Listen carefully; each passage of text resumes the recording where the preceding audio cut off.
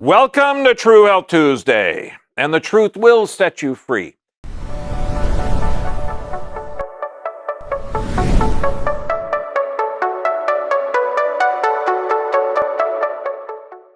It's kind of fun because this pendulum is swung to our communist America now.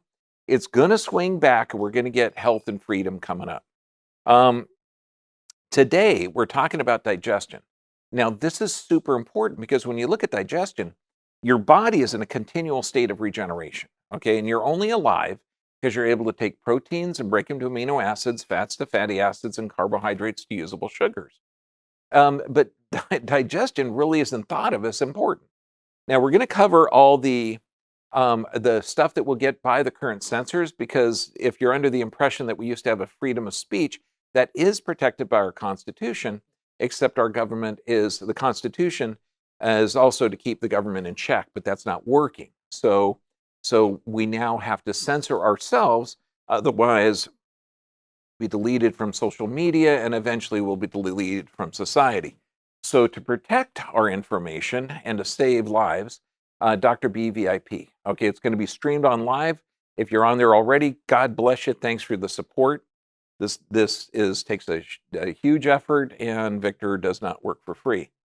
It's also eventually going to be put on Extreme Health Academy. It's not there yet, but I'm trying to work it out with Justin so where he can get it. And the key thing, too, is you're going to get the handouts that we can't show, okay, because that's censorable information. Digestion, okay, this is one of the classes. Okay, when the world comes back to normal, we're going to completely change the school system. Because if you were growing up and one of the classes was how your body works, okay, wouldn't that be a trip? I mean, think of it, okay? So digestion begins when you smell food. That's right, okay? Now, you may have heard Pavlov's dog, he rings a bell, feeds the dog, rings a bell, feeds the dog, rings a bell, doesn't feed the dog, and the dog salivates. So it's trained to that. Well, he also measured stomach acid. Had a dog smell a chicken, produced an acid. Lamb, different acid. Beef, different acid. That's how human beings work too. So digestion begins in the nose. You got an exposed piece of bone or brain called an olfactory bulb that senses these particles coming off, and then your body prepares that digestion. I mean, just imagine taking a lemon. You just cut it in half, and you can smell that lemon, and all of a sudden you bite it in hard. Did your mouth water? Okay, good. Just checking. So we're all Pavlovian dogs. Now, when you eat this stuff, okay, mastication, you break it up. It begins in your mouth. And now this is going to start to break those fibers into separate carbohydrate, fats, and proteins. Now, carbohydrate digestion begins in the mouth. So you have all of these glands in there that are going to secrete these salivary amylase, where it starts to break down the carbohydrates. But the literal chewing part actually works. Then you swallow it. And then there's this peristaltic wave that pushes food down through the esophagus. And then it falls into the stomach. And we're going to cover all of these in detail. But that stomach closes off because there's a ton of acid in there. And there's enough acid inside of the stomach that you could pour it on this plastic table and it'll burn right through. Heck, it'll melt metal. I mean, it's hydrochloric acid and pepsin. It's amazing. And then it goes out of the stomach into the intestinal tract in an area called the duodenum. Now, the duodenum's got the pancreas there, so it has to alkalinize the system because you don't want that acidic contents to get in the small intestine. It could break it down. And then the gallbladder's there, so it starts to break down the fats. So carbohydrate digestion begins in the mouth, proteins and fats go into the duodenum. And then it goes out through the intestinal tract, and as it changes its pH, it starts to absorb, and it absorbs right through the intestinal wall to the system called the portocaval system. And the system is redundant, okay? Because if any of these systems are blocked, okay, that means that you can't break those proteins to amino acids, fats to fatty acids, and carbohydrates to usable sugars.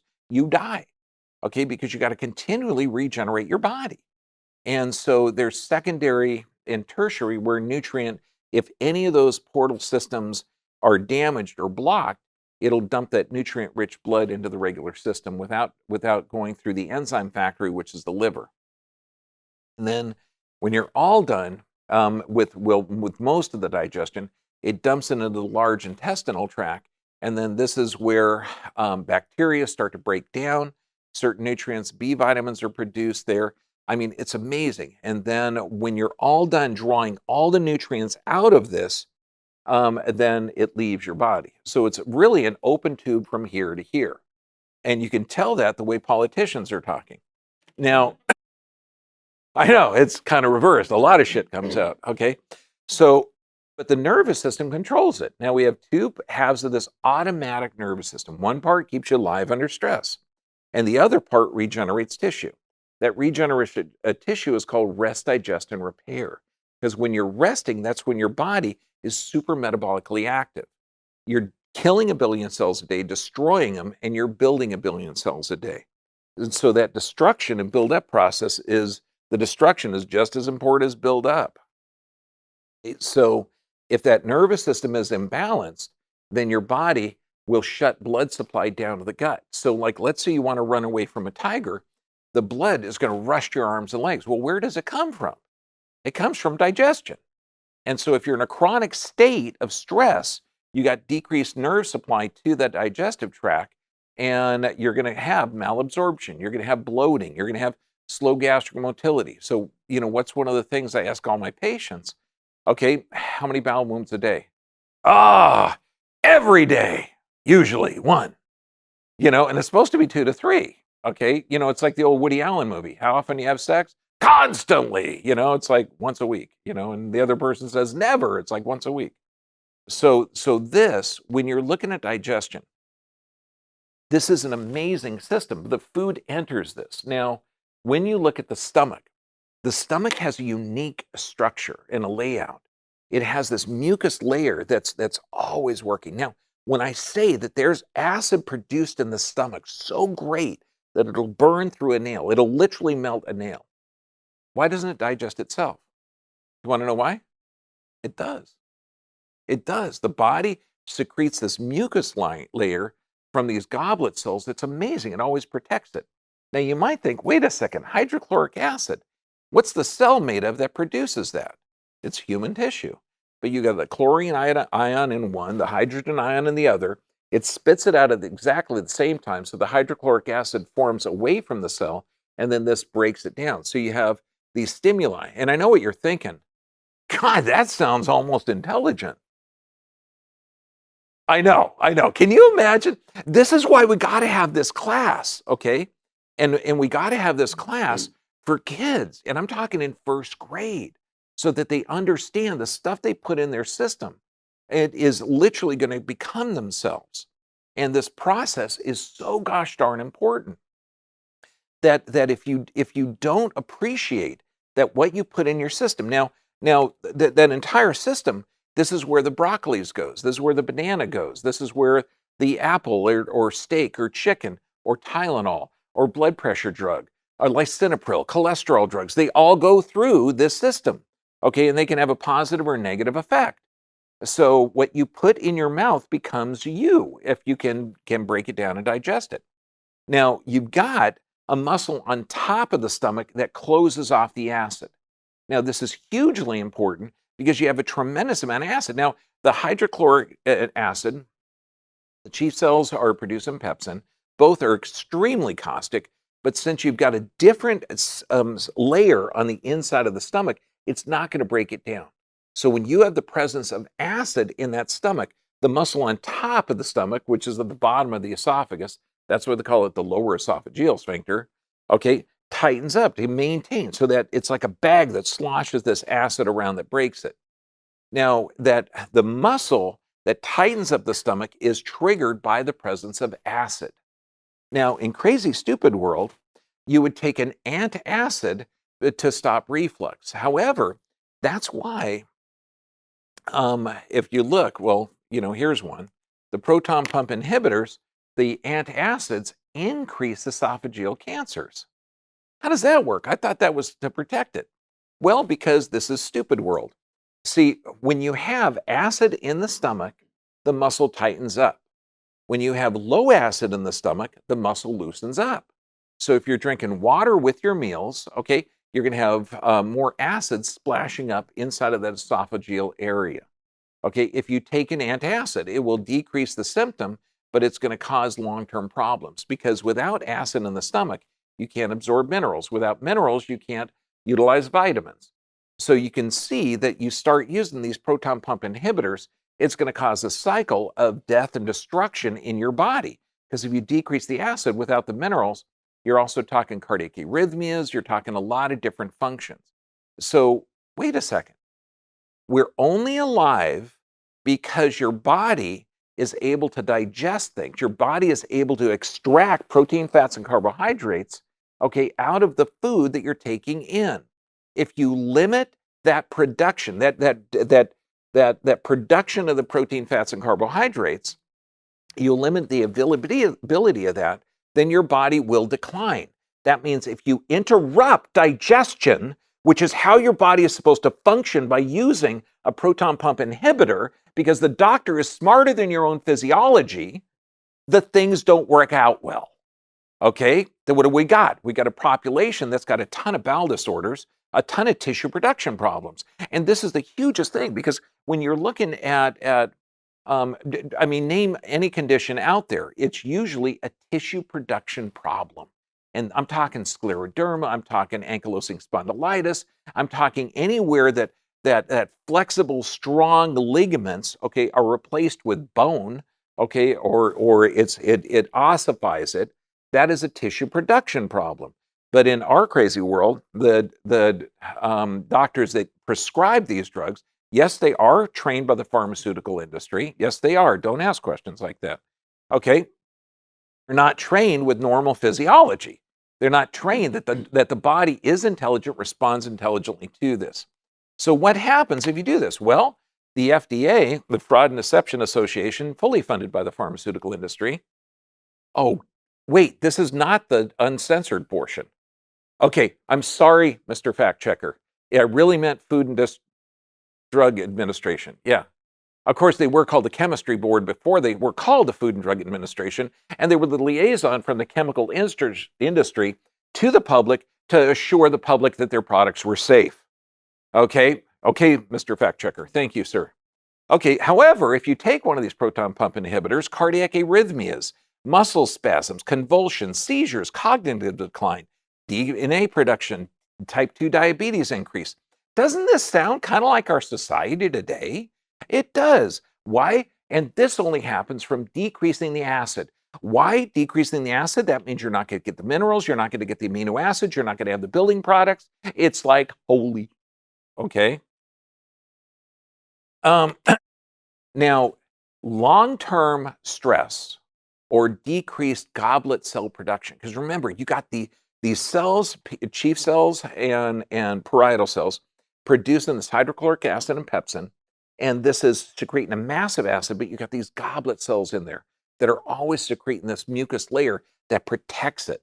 So under chronic stress, what do you think is going to happen? Like, let's say you get the typical guy eating at the back of the coffee truck, okay, just gets a quick burrito, okay, and runs in there. Is he resting and digesting and breaking down the nutrients? No, so he's setting himself up for malabsorption, okay? And the body, if you're not going to break down and utilize those nutrients, it's going to store it. So what are we looking at? Belly, seat, and thigh weight distribution. So hugely important. Now, this is kind of neat. The stomach is here. This duodenum is C-shaped, and the pancreas fits right inside of there. Now, the pancreas and gallbladder drain through the same opening. The amphitheater or ampulla of Vater, okay, goes right in there. Now, there's super acidity that comes out. Now, I heard this one doc, and it was kind of funny. He said, it doesn't matter if you're eating vegetables or meat. It all comes out of the stomach at the same acidic or same pH. And he's right. He's right. The problem is when you're done with digestion, if you're eating a ton of animal products, the residue is acidic and your body's got to alkalinize it. And if you're eating a ton of vegetables, the residue after digestion is alkaline. So, your body, when you're in a stressed state, we tell people, hey, look, eat more plants. Okay. But now when you get that duodenum and the pancreas is inside of there, As soon as fats hit that duodenum, the gallbladder's ready. It stores and concentrates bile. And as soon as there's fat or sensors in there, that fat's in there, that gallbladder contracts and emulsifies those fats and breaks it down. Now, you might be saying, well, where does the bile come from? Well, you got this spleen, and the spleen is a blood filter part of the immune system. And it's checking every red blood cell, because red blood cells only last 120 days. Does that mean every 6 million red blood cells that each guy has, okay, has got to be replaced every 120 days? Yes, it does. Does that mean we have to have a shitload of amino acids to keep building those? Yes, it does. Does that why we pray over our food because our food becomes us? Yes, it does. Okay, well, I mean, that's old school, but it sounds good to me. Okay, so when you're looking at this, you need that production. Now, the spleen is looking at each red blood cell. The ones that aren't viable, it passes over to the liver so the liver can break down those proteins and the blood constituents into bile. Okay, and then that stores and concentrates and emulsify the fats. Do you want to know where gallstones come from? Okay, this is kind of cool because I did human dissection for about 8 years. So I had a jar of gallstones. No, Victor, don't look at me that way. It was not a hobby. I thought they were interesting. Okay, they're super light. Okay, and when you slice them open, they actually have crystallized, it's like epinephrine, norepinephrine. They're the stress hormones, cortisol. And that's what forms them. It's because you're storing and concentrate this blood constituents, and the hormones that actually have their function when they're done, they're in the blood. And if you have a lot of them, when it stores and concentrates it, they form these little rocks. That's why under people with stress, we'll look and we'll see gallbladder sludge, and we'll actually do a soft tissue move to decrease that sludge to prevent any gallstones. So they're all secreting through the same opening. Now, if you've had a barbarian that removed your gallbladder, yeah, that's appropriate, right, Doc? It's not really a doctor would do that because they know that the gallbladder is essential. They do things to give you health with gallbladder. Okay, yeah, only a barbarian would rip it out. So let's say you do rip out the gallbladder, okay? Now, you don't have anything to store and concentrate the bile, but the bile production is still going to be there. So it's constantly dripping into the duodenum, which can cause duodenal ulcers.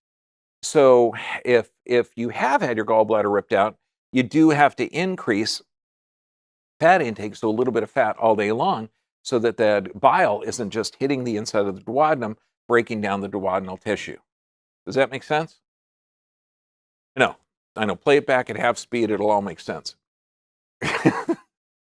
Flora, you need bacteria, you need viruses, you need molds and funguses and everything. The bacteria, this is 80% of your immune system. You got 2 to 3 pounds of bacteria in the intestinal tract, okay? Except when you're in a hyper sterile environment, like I just read an article on astronauts that's a trip. They've got tons of skin conditions, and sometimes it lasts years afterwards because they don't have good normal flora on the inside. They're not eating bacteria-containing foods up in the space. I mean, there's a lot of things that are bad. So look at bacteria completely different. Now, we're in a bacteria and viral phobic environment because the programming that's on TV is literally programming you to be afraid of everything so you can buy more pharmaceutical products, I think. I mean, wait, no, they do sponsor it, so that does make sense. Viruses, you have, 70 trillion cells, you got 100 trillion bacteria, you got 4 quadrillion viruses. Without those viruses, you die. You need the viruses, you need the bacteria. You are designed to live on this planet. If you look at some of our videos on viruses, bacteria, funguses, I mean, there's a communication pathway. That's what viruses do. They transfer information. We covered that on the second half that the sensors will not like. So what kind of things can disrupt your microflora? Now, the microflora, this protects you from the environment. This is part of your immune system, 80%. So anything that would disrupt your microflora would be bad. Okay? Yeah, like disease, death, destruction. So antibiotics, that's an obvious one. Vaccinations, that's another one. Medications, that's another one. Processed foods. Interesting. Now, what kind of things, what kind of non-antibiotic drugs could possibly affect it. Because, you might say, well, I never have any antibiotics. And we actually had a patient with a small mouth infection, okay, a week after her dental procedures, and one of the new doctors on staff in Tijuana recommended an antibiotic. Now, she was freaked out because she spent like 6 months building her gut flora. And she knows for a local infection that it would be a problem. So I took the doctor aside because they're trained by the pharmaceutical industry. They're not trained with common sense. And I said, okay, tell me 5 different effects that this antibiotic will have on her. First thing the doctor said is gut dysbiosis. Okay, so gut dysbiosis means you're destroying the healthy gut flora, and this is 80% of the immune system. How would this solve an infection? Well, it might kill some bacteria and help the immune system go. Wait, you're killing 80% of the immune system, or you can decline that. Do you understand? That doesn't make a lot of sense. Okay, give me 4 other things that's going to happen if you prescribe the antibiotic. And she went through, and I said, okay, so now we don't do this stuff like a hospital where you give a drug, cause a problem, and then give another drug to fix that problem. Okay? And then hope that the immune system, that's actually designed to live here will survive all that crap. So what kind of drugs damage the gut flora? Pretty much every drug out there. So you're talking blood pressure, asthma, steroids, anxiety medications, antibiotics, antidepressants, osteoporosis medications, pain relievers, that's Advil, Motrin, Aleve, all the non-steroidal anti-inflammatories, cholesterol medications, everything. I mean, it's like, wait a second. We have a digestion. It begins when you smell stuff.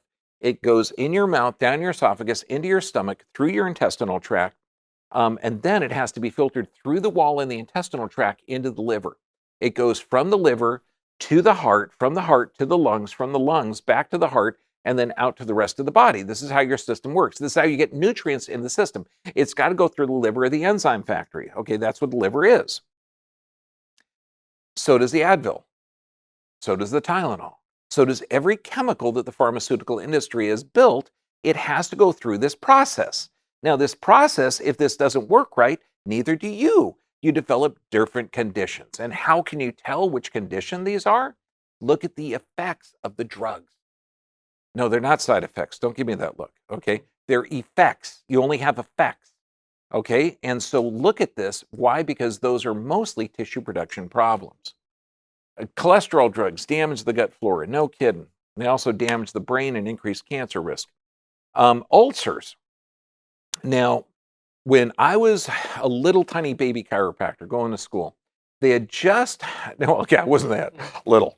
Okay, when I was a little baby chiropractor going to school, okay, so they had stories of this Australian doctor who found this bacteria that lived in the stomach, and everyone said, no, it's too acidic, no bacteria can live in there. And it's called Helicobacter Pylori because it looks kind of like a helicopter on the back. And so sure enough, he found it, drank a vial of this, gave himself an ulcer, drank an antibiotic, took the ulcer away, and all of a sudden, wow, it's coming from this bacteria. Except it's not. See, we got normal flora. This is kind of things that cause Helicobacter pylori is not a cause. It's an opportunistic bug, and that's what every bug that you're living in harmony with is. Pain relievers, other medications. Now, when they say causes of peptic ulcers are pain relievers, why would a pain reliever cause an ulcer? Well, for one, you're taking it for why? You're in pain. Okay, I know, it wasn't a trick question. It's like going, holy shit, I think I know the answer. I'm not raising my arm. Okay, I know, I've been there. Okay, I know. Okay, so yeah, if they're hurting, what's going to happen? You're in the sympathetic dominant state. You got decreased nerve supply to the gut. So if you're in a chronic stress state, that makes sense. Plus the chemicals you're taking in can alter your physiology. That makes sense too. So if you have an overabundance of this Helicobacter pylori, now it can be found in 50%. I've seen recent studies now, it's up to 90%. So it is a normal flora. But if you drink a vial of this, do you have that normal amount, or is it an excessive amount? It's an excessive amount. Okay, so that's why it's an overabundance, because we need that normal flora in there to balance out the system. Now, I love this. Um, it's not clear how H. pylori spreads. It may be transmitted from person to person, close contacts such as kissing. People may also contract H. pylori through food and water. The American College of Gastroenterology. Okay, yeah, this is foolishness. Okay, it's everywhere. It's normal flora. Okay, when we look at the psychotic nature of wearing double masks, gloves, don't hug or protect your neighbor because you can catch it. Okay, do you remember the cold you caught like 2 years ago? Did anyone run up to you in this panicked fashion and say, "Who gave it to you?" No, you got to earn it, man. You got to have a physical, chemical, or emotional stress in order to develop a weakened immune system in order for it to grow. So this is all psychotic BS. Okay, you're not going to catch something like this. It's part of the normal flora. Now, when you look at it, 70% of the people that have it are asymptomatic. The recent studies are 90% of the population has it.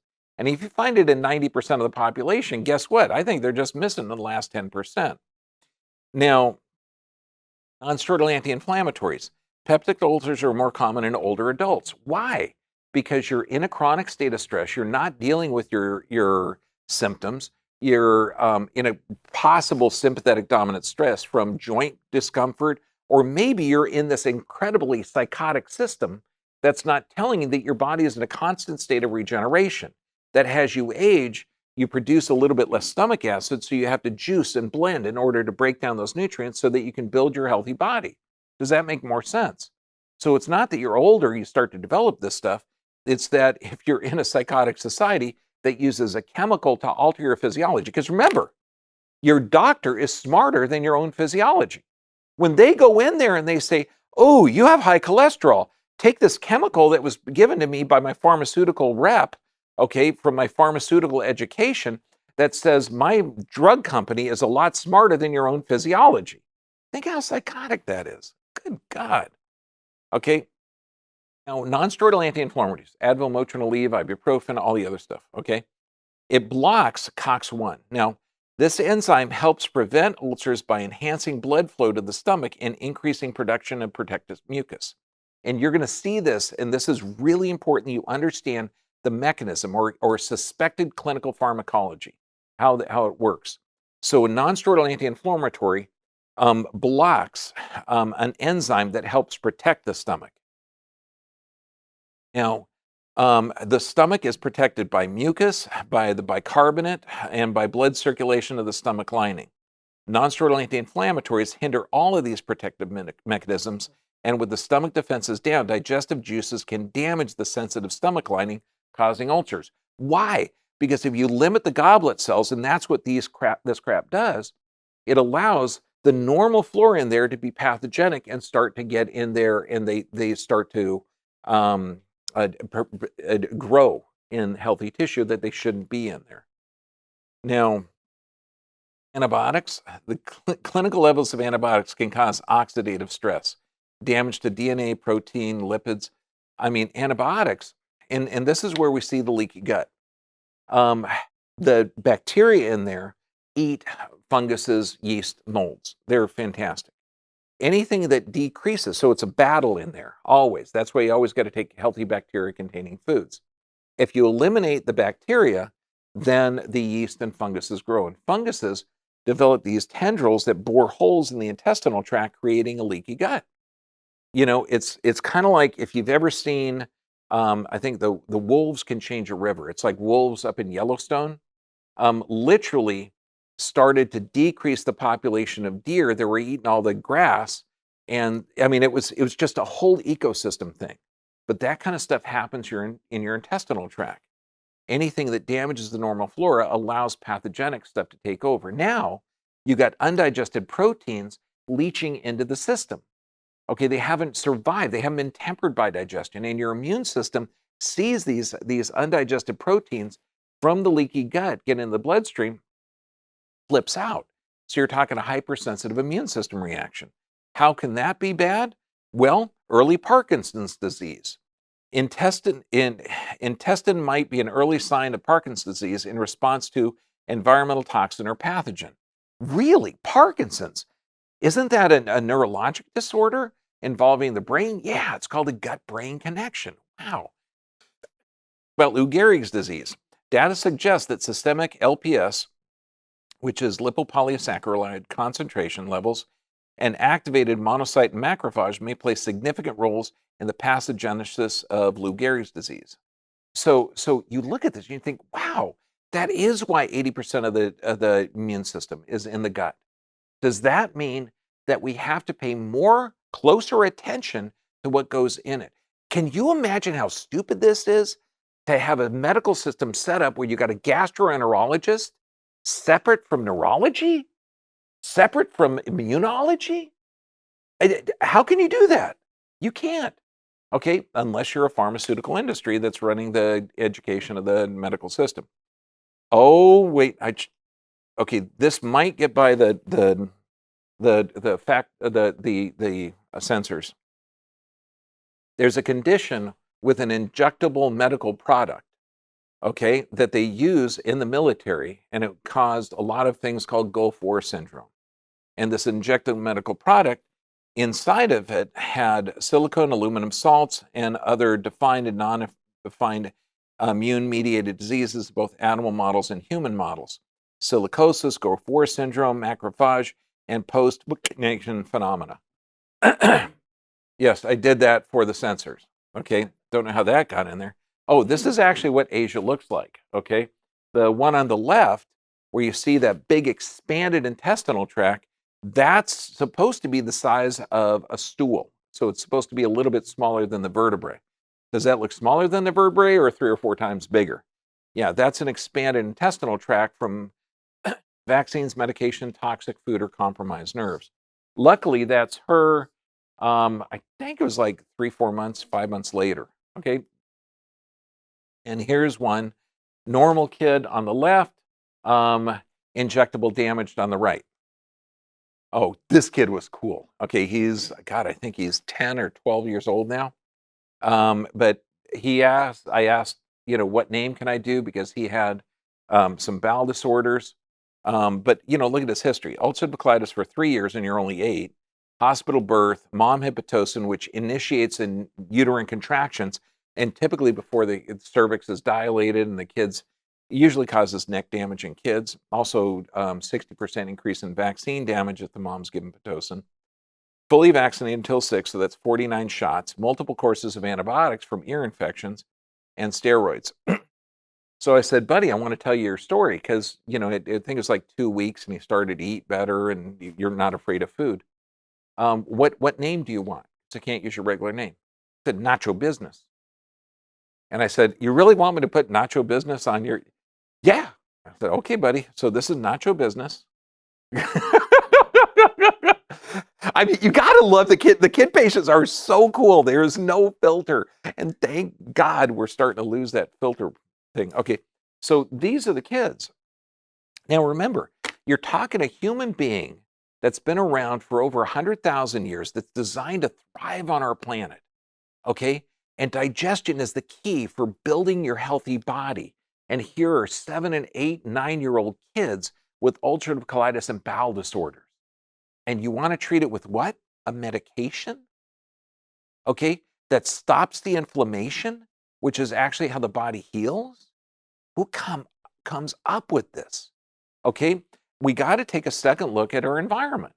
Okay, because if you had a caribou or buffalo or beaver or anything with bowel disorders consistent with what these kids are going through, would you check for, environmental toxins? Okay, or we just go in there and give them anti-inflammatories and steroids.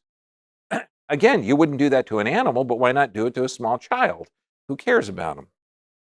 Glyphosates.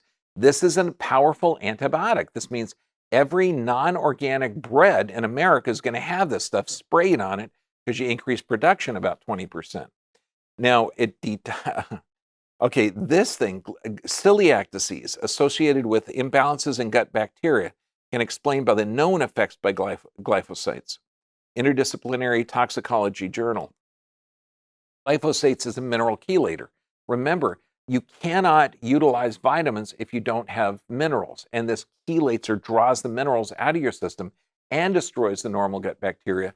And I'm telling you, we get patients from everywhere, 500 miles east and west of the Mississippi. It is a cancer belt. Why? Because they're weakening the immune system. It's mind-blowing. Increased intestinal permeability. Oh, wait, didn't we just read that that was involved in neurologic damage like Parkinson's and Lou Gehrig's? Yes, glyphosates. Welcome to our government. Okay, that's a mandating this stuff. And what do most of the doctors say? Don't worry about it. It's generally recognized as safe. That's called the GRAS certification. Do they do any studies on it? No, not really. Concentrated animal feeding operations. Okay, you raise a sick animal, you produce a sick product, and you're going to eat this, and your body becomes this. So how do we fix this? You are designed to live here.